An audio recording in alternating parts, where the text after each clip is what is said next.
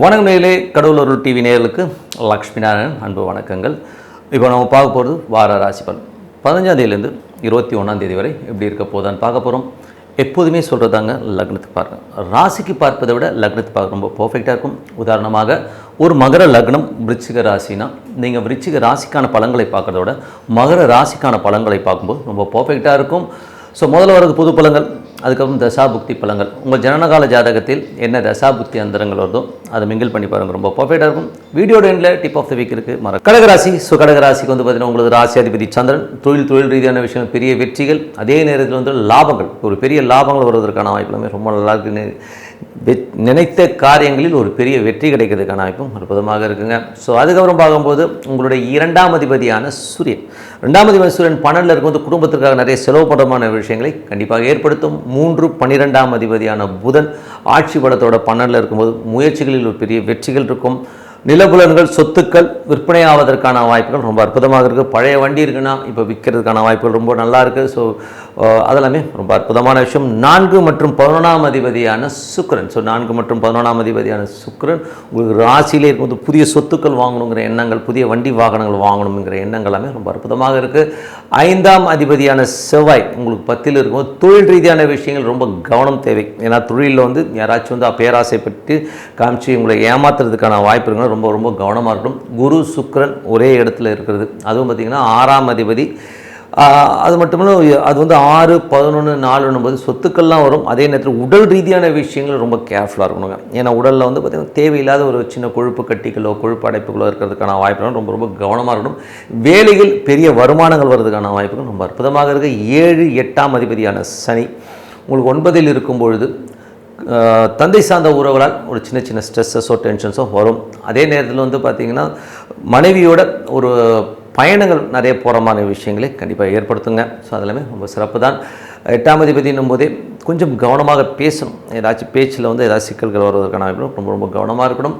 அதுக்கப்புறம் பார்க்கும்போது உங்களுடைய 10ஆம் அதிபதியான செவ்வாய் ஆட்சி பலத்தோடு இருக்கும்போது தொழில் ரீதியான விஷயங்களில் நல்ல வெற்றி, புதிய தொழில் வாய்ப்புகள் எல்லாமே வந்தாலும் அதே நேரத்தில் ரொம்ப கவனமாக இருக்கணும். ஏன்னா வந்து ஒரு 5ஆம் அதிபதி என்பது தொழிலில் ரொம்ப ரொம்ப கவனமாக இருக்கணும். கலைஞர்களுக்கு வந்து ஒரு பெரிய வெற்றி வாய்ப்புகள் வர்றதுக்கான வாய்ப்புகளுமே ரொம்ப அற்புதமாக இருக்குது.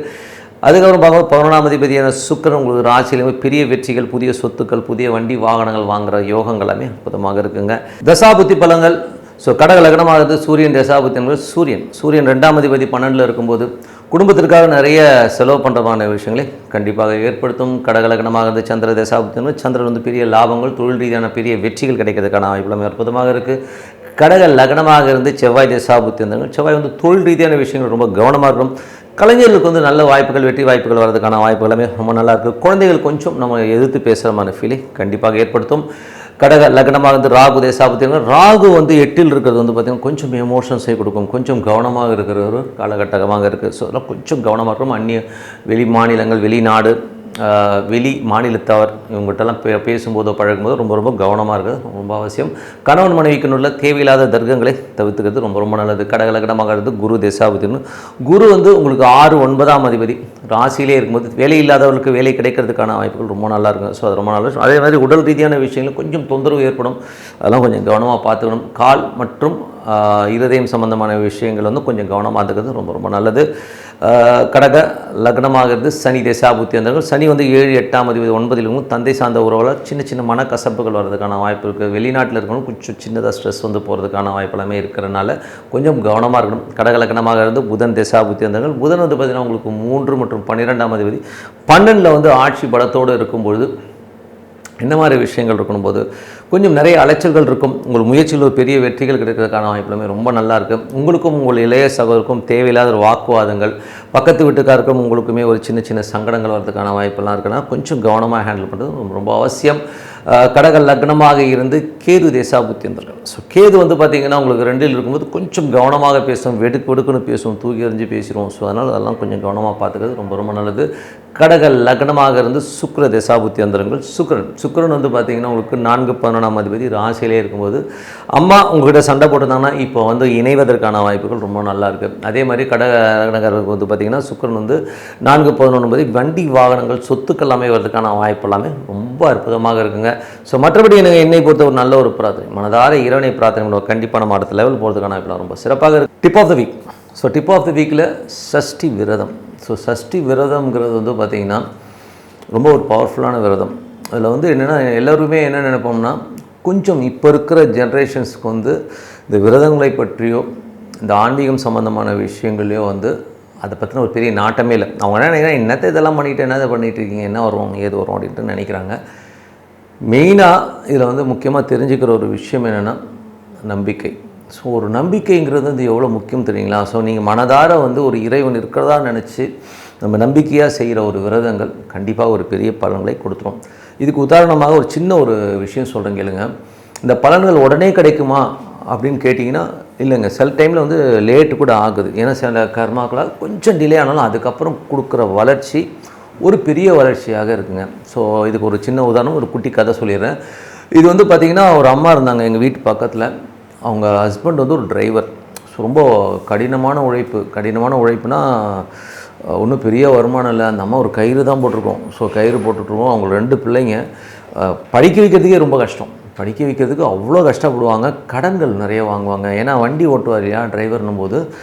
வண்டி வந்து அப்போலாம் வந்து இப்போ வாங்குகிற மாதிரி காரில் வந்து இஎம்ஐஸ்லாம் போட்டுலாம் எடுக்க முடியாது. எல்லாம் சேடுக்கிட்ட போய் தான் வாங்குவாங்க. ஒரு செகண்ட் ஹேண்ட் கார் வாங்கி தான் ஓட்டுவாங்க. அவங்களாம் சினிமா அந்த மாதிரி விஷயங்களுக்கு ஓட்டுவாங்க. அது ரொம்ப ஒரு டஃப்பான மூமெண்ட்டு. ஏன்னா செகண்ட் ஹேண்ட் கார் வாங்கி ஓட்டும்போது நிறைய செலவுகள் வரும்போது நிறைய அடமானம் வைக்கிறது, எடுக்கிறது, இந்த மாதிரி ரொம்ப டஃப்பு. குழந்தைகளை படிக்க வைக்கிறது.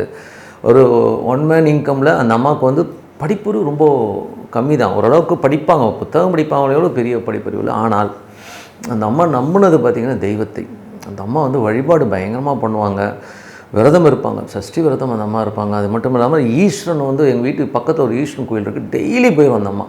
டெய்லி நமக்கே வந்து ஒரு மாதிரி இருக்கும், என்னடா அது இந்த அம்மா அப்படி. அந்த அம்மா ஒரு நம்பிக்கை, என் குடும்பம் நல்லா வந்துடும், எங்கள் குடும்பம் ஒரு பெரிய லெவலில் வரும்ன்ற ஒரு நம்பிக்கையில் அந்த அம்மா வந்து சுற்றிச்சு. இத்தனைக்கும் படிப்பு ரொம்ப பெருசாக இல்லைங்க.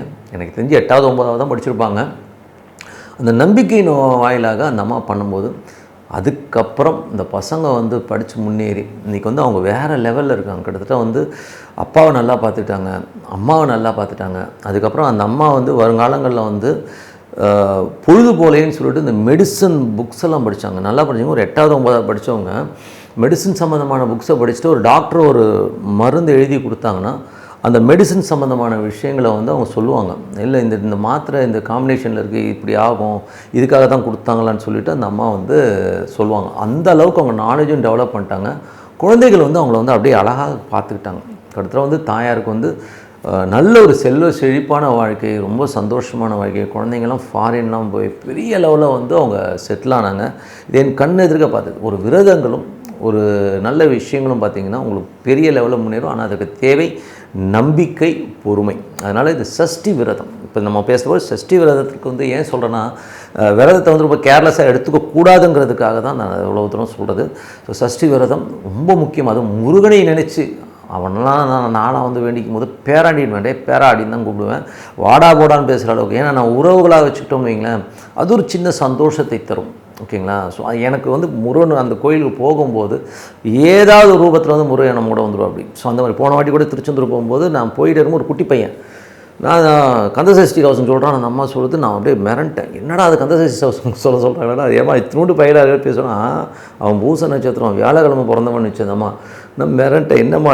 இல்லை அவன் பண்ணுவாங்கன்னு. ஆனால் நான் தரிசனம் பார்க்கும்போது அந்த பையன் சட்டையை கழட்டு வந்து டக்குன்னு என்னோட தான் உட்காந்து தரிசனம் பார்த்தேன். அந்த முருகனே என்னோட வந்து தரிசனம் பார்த்த மாதிரி ஒரு ஃபீல் எனக்கு கிடச்சிது. ஏன்னா இதுக்கு முன்னாடி அந்த அம்மா எனக்கு சொல்லணும்னு அவசியமே கிடையாது, லைனில் இருந்தவங்க. ஸோ அந்த மாதிரி இறைவன் உங்களோட ட்ராவல் ஆகிறதுலாம் நிறைய நீங்கள் உட்காந்து நோட் பண்ண மாட்டீங்க. நோட் பண்ணும்போது அது பக்கத்துலேயே தான் ட்ராவல் ஆகும். அதனால் விரதம்ன்றது இந்த சஷ்டி விரதம் ரொம்ப முக்கியமான விரதம். குழந்தை வரம் வேண்டி முருகனை வந்து வேண்டிக்கோங்க. ரொம்ப சூப்பராக இருக்கும். முருகன் வந்து அவ்வளோ அழகாக அருமையான குழந்தையாக பிறப்பாங்க. இந்த விரதம் வந்து அவ்வளோ. நீங்கள் வந்து முதல்ல வந்து இந்த சுகரு ப்ரெஷரு இதெல்லாம் இருக்கவங்க இந்த விரதம் எல்லாமே இருக்காதீங்க. முதல்ல அதை சொல்லிடுறேன். ஏன்னா நீங்கள் சுகர் ப்ரெஷர்லாம் வச்சுக்கிட்டு நீங்கள் விரதம் இருந்தீங்கன்னா அது ரொம்ப சைடு எஃபெக்ட் இருக்கும். அந்த மாத்திரை போடுறவங்களாம் இருக்காதீங்க. மற்றபடி நீங்கள் வந்து நல்ல ஃபிசிக்காக இருங்க. ஒரு நாள் காலையிலேருந்து சாயங்காலம் வரை இந்த விரதம் இருங்க. அற்புதமான பலன். முருகன் வந்து உங்கள் வீட்டில் வருவாங்க. ஸோ அந்த அளவுக்கு அந்த முருகனுடைய உங்களுக்கு யாராச்சும் வந்து அதுவும் சஷ்டியை பொறுத்தவரை அந்த 9 அந்த திருச்செந்தூர்லலாம் பார்த்தீங்கன்னா அந்த சிலைக்கு வேர்க்குன்னுவாங்க. ஸோ அந்தளவுக்கு ரொம்ப பவர்ஃபுல்லு. சஷ்டியில் வந்து பார்த்திங்கன்னா அந்த உங்களை யாராச்சும் எதிர்த்து ரொம்ப உங்களை வந்து புண்படுத்தி ரொம்ப கம்ப்ரெஸ் பண்ணி வேலையில் இருக்கட்டும் குடும்பத்தில் இருக்கட்டும் என்னை ரொம்ப நோவடிக்கிறாங்க அப்படின்னா இந்த சஷ்டி விரதம் இருங்க. அதுவும் முருகன் உங்களோட இருக்கான்னு நினச்சி அப்படி நம்பிக்கையோட இந்த சஷ்டி விரதம் இருங்க. அப்புறம் பாருங்கள் என்ன மேஜிக் நடக்குதுன்னு பாருங்கள். அதனால தான் நான் சொன்னேன் நம்பிக்கை ரொம்ப அவசியம். இன்றைக்கி மாத்திரை போட்டு ஜுரம் சரியாகிற மாதிரி உடனே ரிசல்ட் இன்ஸ்டண்ட்டாக கிடைக்குமானா கண்டிப்பாக கிடைக்கிறதுக்கான வாய்ப்புகள் ரொம்ப கம்மி. சில பேருக்கு இன்ஸ்டண்ட்டாக கிடைக்கும், பட் எல்லோரும் கிடைக்காது. அதனால் அமைதியாக உட்காந்து இறைவனை வழிபாடு பண்ணுங்கள். அதுவும் சஷ்டி விரதம் அற்புதமான விரதம், எதிரிகளை தகர்த்தெறிஞ்சிடும். முருகன் வந்து தூள் கிளப்பிடுவா. அப்படி அதே மாதிரி குழந்தை விரதத்துக்கு வந்து சிறந்த விரதம்னா சஷ்டி விரதம். சஷ்டியை நினச்சி விரதம் இருங்க. அற்புதமான ஒரு குழந்தை, அற்புதம் உங்களை எதிரிகளை தகர்த்தெறிகிற ஒரு விஷயம் எல்லாமே நடக்கும். நீங்கள் வந்து சஷ்டி விரதம் இருங்க. அற்புதமான விஷயங்கள் இன்னும் பேசுவோம், ஓகேங்களா? ஸோ உங்களுக்கு விடைபெறுவது உங்கள் லக்ஷ்மி நாராயணன். நன்றி, வணக்கம். கடவுள் அருள் டிவியை பார்த்தமைக்க நன்றிகள். மேலும் இது போன்ற தகவல்களை தெரிந்து கொள்ள கடவுள் அருள் டிவியை சப்ஸ்கிரைப் செய்யுங்கள். மறக்காமல் பெல் ஐக்கானை கிளிக் செய்யுங்கள்.